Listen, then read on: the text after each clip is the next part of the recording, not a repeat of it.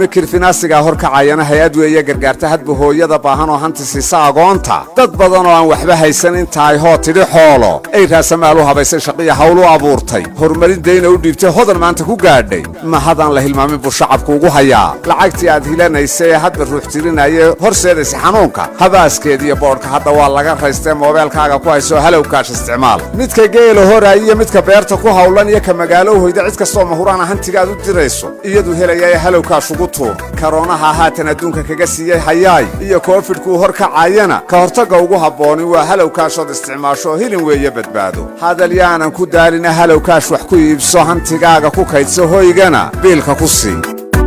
Hello Cash ku kaydso ku iibso ku dirso ku bixi biilka guriga ku iibso gaadhi ama guri ku gooso tigidhka diyaaradda adigoo isticmaalaya nambarka 88 eberlix kala bax ka qaado maalgelin